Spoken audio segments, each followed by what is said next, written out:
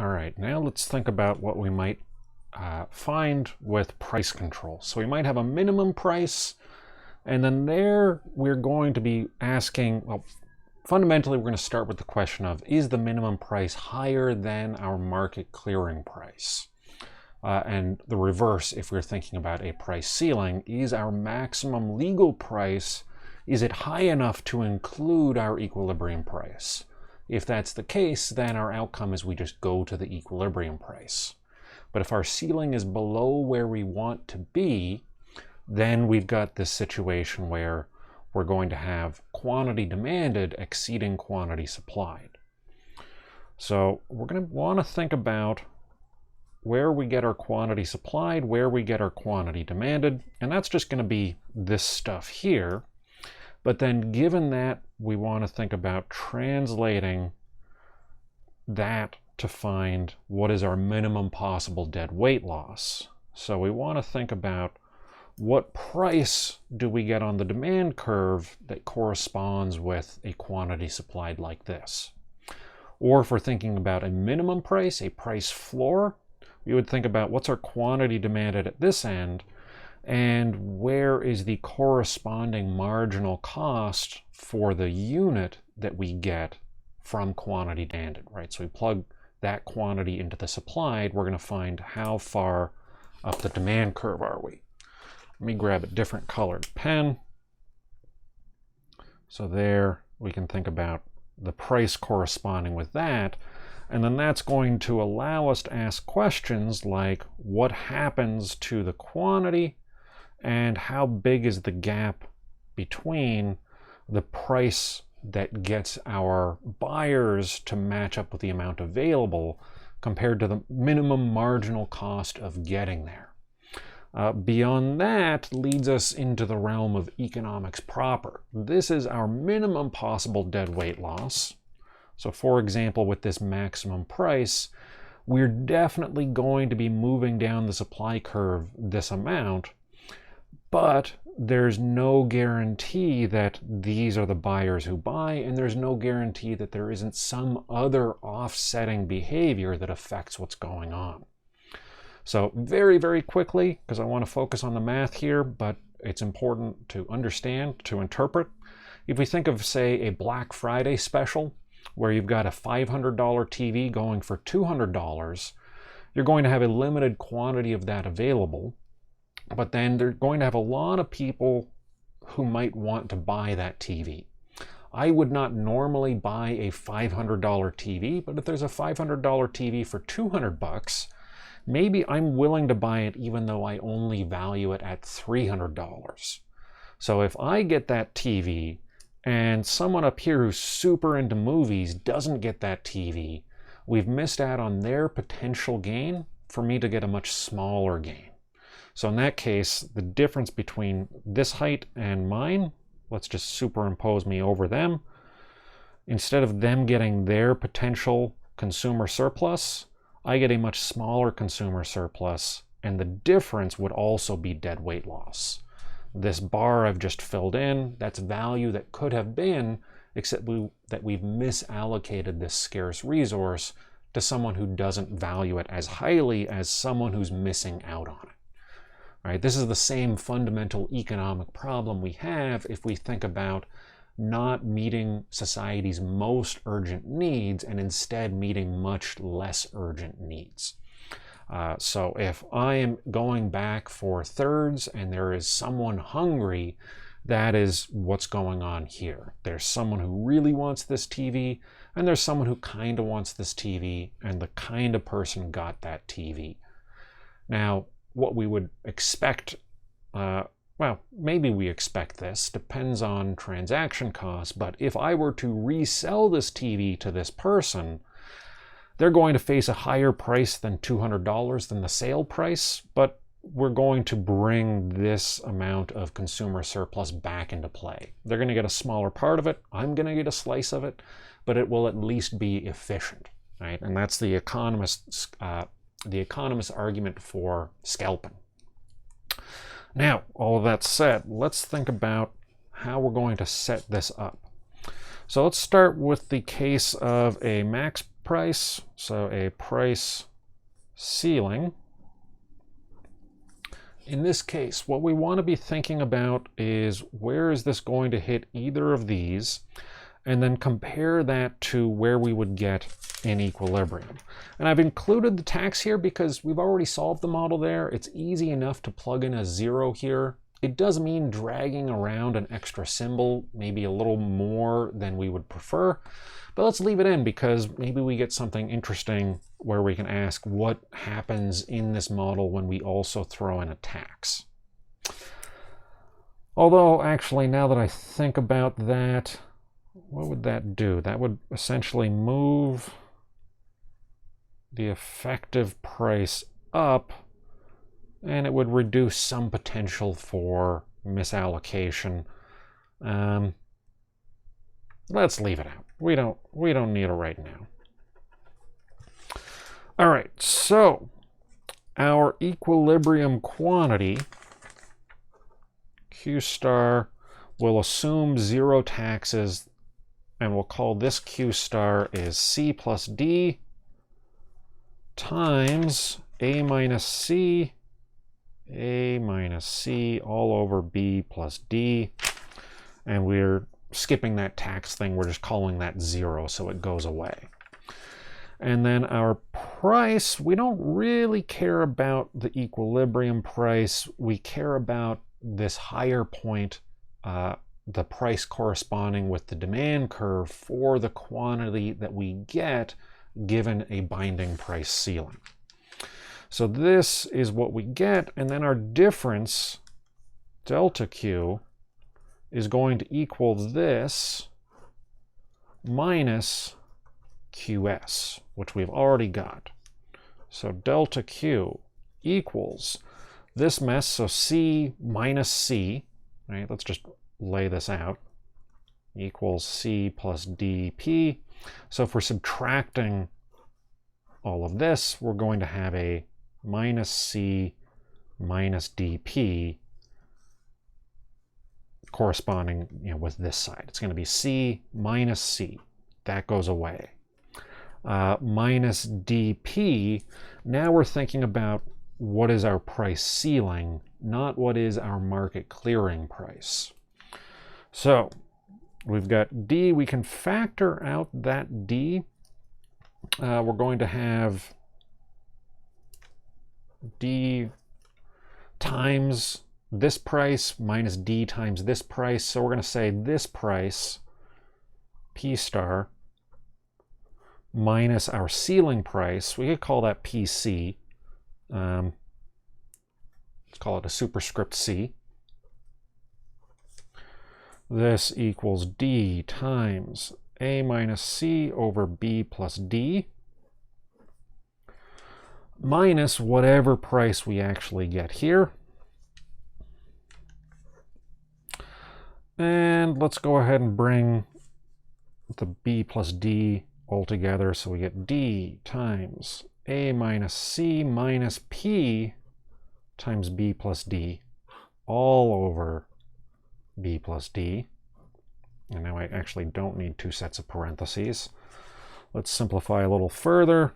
We've got D times A minus C minus BP minus DP all over B plus D.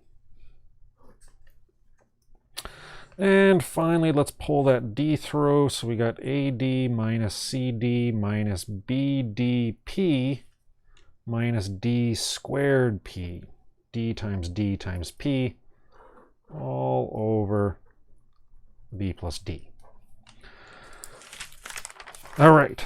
So, is this right? If we have... Okay, well, yeah, effectively we're saying the initial price, if the price that we have actually is the same as that, then effectively what we're going to end up with is something that goes to 0. So, given this, essentially what we're saying is the more we go, the further down we go, we're going to have the quantity change to the extent we have a relatively flat slope. Is that right? Well, whatever. Let's go ahead and just push forward. Now,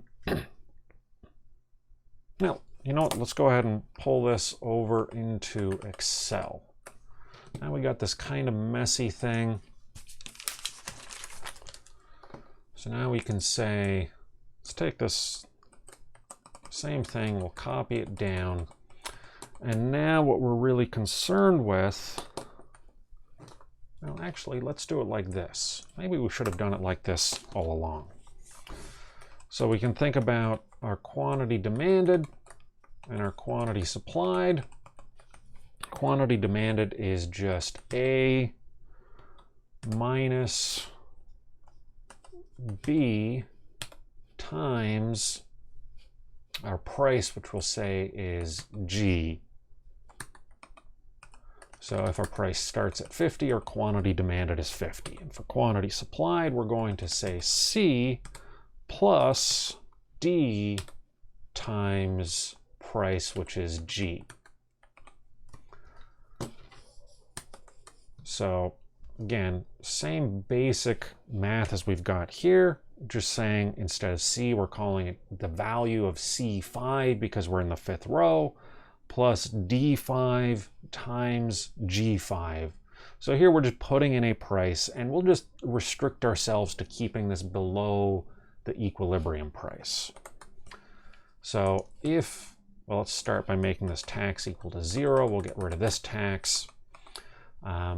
Cool. So we've got this, and we've already also got what would be the shortfall. So let's put in a maximum price of 40. We're going to see that people want to buy 20 more units than is available, given, again, the simple demand and supply curve we set up in that last video. All right, so we've also got shortage, right? So we could say shortage slash surplus, or excess supply slash excess demand. Oops, keep that there. There we go. This is just how much people want minus how much is available. So here we've got a shortage. If we had it the other way around, then we would have a surplus. We would just read this negative sign as implying a negative shortage or a surplus, an excess supply. We want to also think about what price corresponds with the other side of things. So let's actually add in another column. We'll call this Q, and this will be the smaller of these two. So I've got min H5 and I5, whichever those two numbers is smaller is what we're going to put into this cell. So if our price is too high, let's say 70, 30 people want to buy, or buyers want to buy 30 units, sellers want to sell 70 units, and the smaller of those two numbers is 30, right? So you can't sell what people aren't going to buy. You're only going to have a market of 30 units, right? You're always going to shrink the market with price controls. So given that, now we can ask questions about the price corresponding with the demand and supply curves. So let's call this, well, let's shrink these cells. We can think about marginal benefit on the demand curve and marginal cost on the supply curve. Marginal benefit is just if we've got 40 units, what is the willingness and ability to pay of whoever would be buying that 40th unit, right? What is the value of our 40th most urgent need for this good? And what is the marginal cost? What is the minimum price we need to have to cover the cost of producing just barely 40 units? How much do we need the price to be to bring that 40th unit into the market. So our marginal benefit, what we're looking for there is the price corresponding with some given quantity. So let's go ahead and go back to our paper, and we're just rearranging. So we're going to say Q minus A equals negative BP, divide by negative B, and we've got P equals Q minus A over negative B. Right? And this is from our demand curve, so this is telling us what the marginal benefit of the Qth unit is. So if we think of the 50th unit, given the numbers we've got in our spreadsheet, 50 minus 100 is minus 50, divided by minus 1 becomes positive 50. The 50th unit is worth $50. Whoever's going to buy that unit, they see this unit as bringing as much value into their life as what they think they could get for 50 bucks otherwise. If they can pay less than $50 to buy this unit, they're happy. If the price is higher than $50, they say, you know what, I'm just going to buy other stuff instead. For our marginal cost, we're going to do the same basic thing. So we're going to have Q, we're going to subtract the C equals dP, right? So I'm copying this, but also moving the C over. Divide by D, and we've got marginal cost, the height of the supply curve for a given quantity, equals, is that right? D? Oh, I'm sorry. Yeah, no, I'm caught up. The marginal cost, D over D, because we were canceling out that D to get P isolated. So P is equivalent to marginal cost, since we're pulling it from the supply curve, which is equal to Q minus C over D. Right? Nothing too scary there, even if you bamboozle yourself once in a while doing this. So we've got marginal cost and marginal benefit. So what we can do here, let's go back to this. Our marginal benefit is going to be the quantity minus C, and actually we want that in parentheses, all over minus B. Cool. And then for marginal cost, it's going to be Q, which is K5,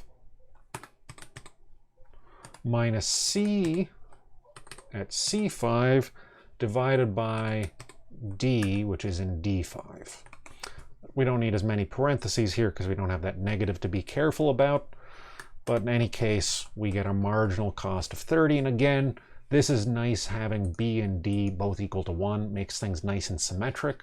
But if we were to change these, if we made D equal to 2, that means we've got a steeper supply curve, a more inelastic supply, which would mean that pulling the price down isn't going to have as dramatic an effect on supply as it would on demand. Which means to the extent we've got that steeper slope, we're going to have things pulled out less dramatically. Is that right? Oh, sorry, we're thinking about a price of 70 still. So in this case, we're going to be moving further up the supply curve. Let's stick with 1. This is why we stick with 1, so we don't confuse ourselves so much. We can draw it out on paper later, but let's not worry about that now. All right, so we've got marginal benefit, we've got marginal cost, and we're saying at a price of 70, that doesn't seem right. What's going on here? Q in the K column minus A, which we didn't do. We subtracted C, all over minus B. There we go. That's much better. So let's plug in a price of 50. Our marginal cost equals our marginal benefit. We are at the efficient point. When we change our price to, say, 30, a maximum price of 30, in that case, we're going to be moving down the down the supply curve to a lower marginal cost, but we're also moving up the demand curve to a higher marginal benefit. That 30th unit that does get produced, to society as a whole, if we could efficiently allocate this unit, it would provide benefits worth $70. Now, again, that economic point, there's nothing preventing someone with a $35 benefit from buying this good. If they're going to resell, it's still going to end up in the hands of the person with that $70 marginal benefit. There's just going to be an extra step involved. But if we don't have that resale, then we're going to have that inefficiency equal to the section of that bar that could have been. All right, so we want to build up towards our dead weight loss. So what we've got at this point, let's focus on the black, not the green. So we've got this maximum price of 30, which comes at a marginal benefit of 70. We've got the height of our triangle. We've figured out our change in quantity. Now, we haven't actually explicitly done that. We did this down here, but I'm going to do something even easier, which is just rely on what we get up here. Right? So I'm just going to say this quantity, right? If I take that, have I got that? Cool. I've got the same math already here. So I can just say the change in quantity is the difference between this value and this value. So let's bring this a little narrower. We can say dq is equal to the quantity we could have had minus the quantity we actually have.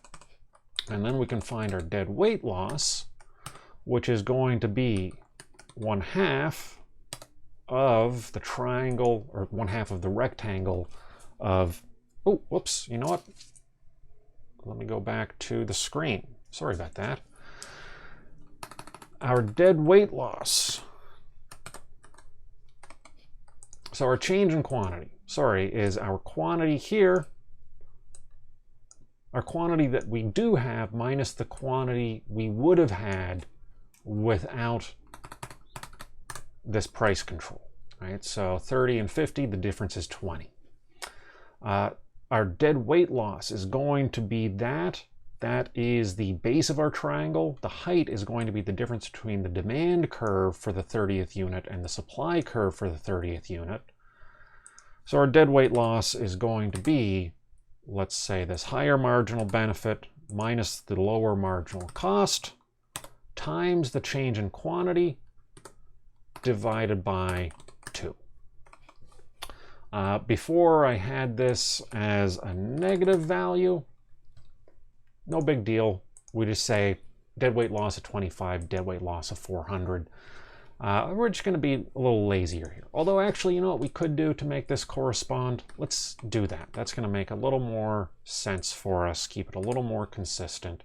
We'll take the quantity that we get minus the quantity we should have had. So now we have a negative quantity also. Now here's a good question. What tax would correspond with a dead weight loss equivalent to the minimum dead weight loss from this price ceiling? So we could ask, how big does this tax need to get? And I believe the answer would be 40, which it is. Given these nice round numbers, it was relatively easy to figure that out. We just want to know, we know that our change in quantity is basically 1/2 of the tax, given this setup. Here we're adding 1 plus 1, and then we got 1 times 1 times the tax. So that tax of 40 gives us a change in quantity of 20, which is the same as the change in quantity we get here. And also you see 70 minus 30 equals that 40. In any case, compared to a situation without a tax And without a price control, this results in a deadweight loss of 40. Now let's see if it also works for a minimum price. So minimum price of, say, 70 flips all this stuff. Now we've got quantity demanded of 30, quantity supplied of 70. Our quantity, because it's checking the minimum of those, it's still giving us 30, even though the spot with 30 has changed. Our marginal benefit is still 70, right? And that makes sense that we're going to buy any unit with a marginal benefit higher than 70. So our next lowest unit that we're just barely willing to buy has that marginal benefit of 70. And the marginal cost of getting that 30th unit costs $30 given this really simple supply curve. Our delta quantity, our change in quantity is still minus 20, so our deadweight loss is still the same. Now let's see if we had a minimum price just a little above equilibrium. Minimum price of 55 means that we do get a little bit of a surplus. We get a little bit more quantity supplied than quantity demanded by 10 units, and that results in a deadweight loss of 25. All right, so there we've figured out the deadweight loss, the quantity supplied and demanded, the shortage, the gap between these two figures, the marginal benefit and the marginal cost. We figured out all those things for price controls. So let's stop here on price controls.